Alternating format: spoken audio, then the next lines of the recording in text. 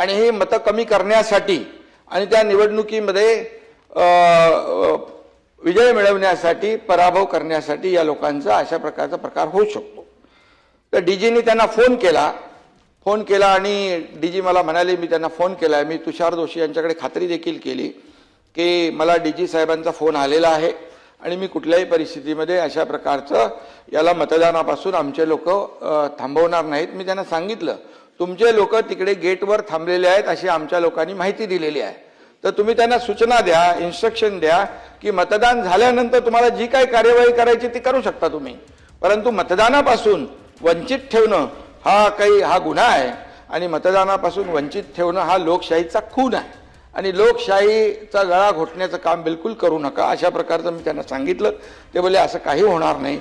परंतु त्यानंतर मीडियामध्ये देखील मी पाहिलं, शंभूराज देसाईंनी स्वतः सांगितलं, म्हणजे मंत्री का गेले तिथे, कारण त्यांना माहित होतं तिथे त्यांना अडवतील म्हणून त्यांनी पण त्या आपल्या याच्या सीमा जी आहे बाहेर होते, त्या गेटच्या बाहेर पर्यंत त्यांना गेल्यानंतर मंत्री बघितले नाही, पदाधिकारी बघितले नाही, कोणी बघितले नाही, जसे आमदार बघितले नाही, असे आरोपीला जो असं पकडतात तसं पकडून घेऊन गेले.